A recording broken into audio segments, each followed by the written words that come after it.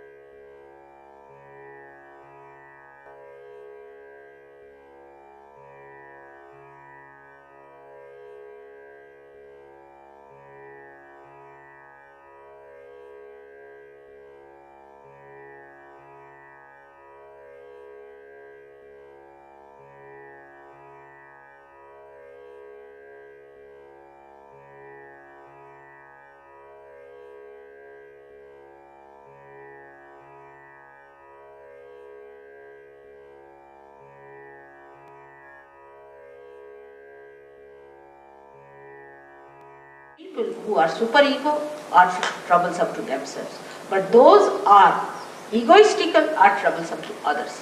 They are all the time correcting others, torturing others, putting their ideas onto other people, and such people can be very, very successful because nothing succeeds like success. They go on hammering things into the heads of people saying, now, this is true, this is true.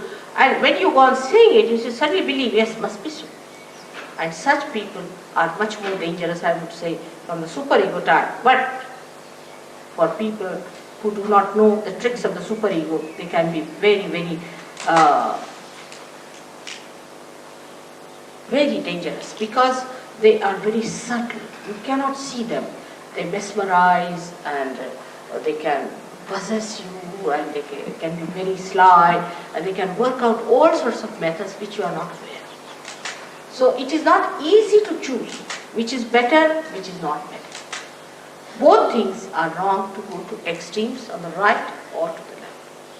Now let's see what happens physically. As I told about the cancer on the left hand side that we do. Physically, what happens to people who are futuristic? We have a center, especially for futuristic behavior, called the Swadhisthana chakra, which is in the gross, manifesting the plexus called the aortic plexus within us. Now this Swadhisthana chakra is very important for human beings, especially for people who are developed people. With this chakra, actually, we convert the fat of the stomach for the use of the brain. Now this is the center of the Surya, of the sun. Now when we start thinking, these cells are converted in such a way that they become useful to the brain. Now if you are thinking all the time you are thinking, then what will happen? I mean, the horns are not going to grow out of that. You are consuming all that.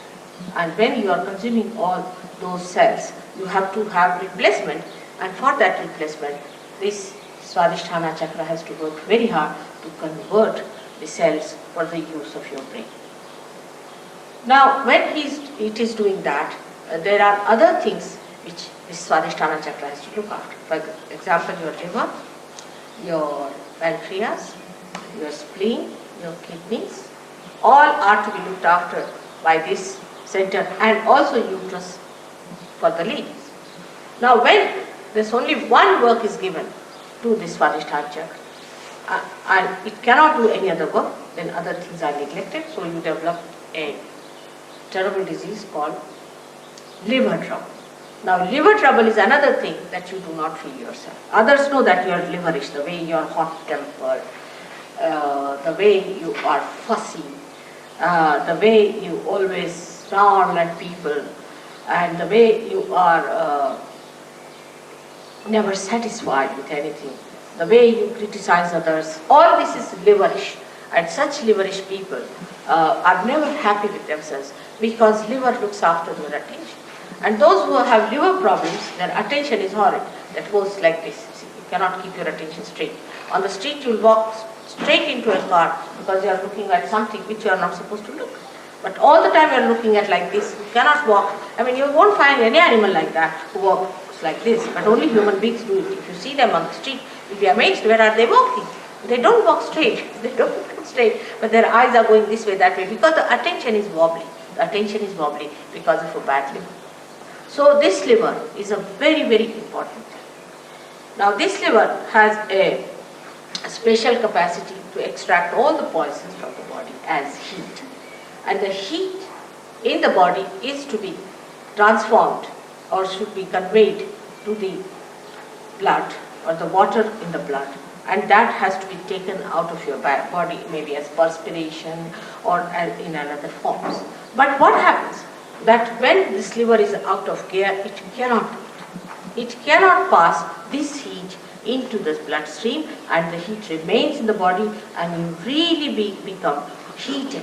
And that heat makes all these problems for you. So, in Sahaja Yoga, what happens that when Kundalini rises, she changes the form of the blood.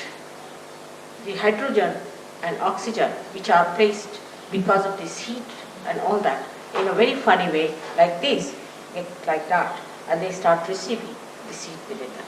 That's why those people who have bad livers feel little heat when the Kundalini rises. But one can cure it by giving it that peace and comfort to that liver organ, and you can definitely cure your liver, no doubt about it.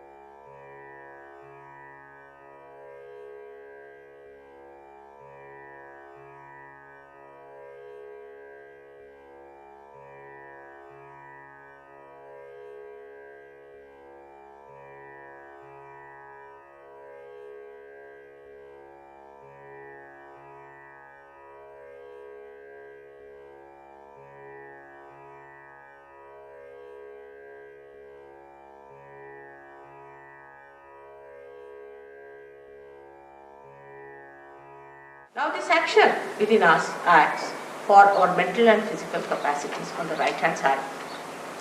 Like we think of the future. Now we're planning, we start. It's planning. Now we must do this tomorrow or day after tomorrow. We have to do it and we start sitting. Now I'll go there and I'll find this and then I'll take a ticket and then I'll go there. I mean, our mind is working for the future. So much so we become absolutely futuristic. To such an extent sometimes I've met people who are futuristic, they even forget their own names. Can you believe it? I mean, they don't even remember their father's name, that's all right, but even their own names they forget. I mean, they are like mad because they don't remember their own names and they don't know where are they, what are they doing. I have met people of that kind who are really sick people because they have become so futuristic now that they do not know anything about their past. Now, this futuristic behavior starts in a society where people always think of the future. What will I do? What am I to do tomorrow? What am I to achieve tomorrow? And all these things when they start doing, their attention goes to the right extreme. Now in this place we are very dangerously placed. Very dangerously placed when we start looking for the future. And the future seeing is a imaginary stuff. It's absolutely imaginary. Because what you think of the future doesn't exist. What exists is the present. You have to be in the present, not in the future. But people will say you have to be in the present. But how? We cannot. Either we are in the past or in the future. Because when the thought wave rises, it comes up and goes down. Another thought wave rises, goes up and comes down. Now, this thought wave which comes up, we go with it, but we don't see it's going down. Another thought wave that rises, we see that, but we don't see where it goes out. And so we are jumping on the cusp of these thoughts and we do not know. Perhaps we are in the past or perhaps in the future. But in the center of these two thoughts, there is the present. And we don't know how to take our attention there, which is a very difficult thing. And just to say that you should be in the center is not possible. All these things, you should do this, you should do that, is not going to work out. Unless and until there is light. For example, there is no light in this room. And you say, walk straight. You cannot walk because you can't see where is the passage, how to walk. Even if you order, do whatever you please, you cannot just walk straight without touching any of these chairs because there is no light, you can't see. So one has to understand that in the futuristic life when we live, when we plan too much for the future, actually what we are doing, we are living in an imaginary world.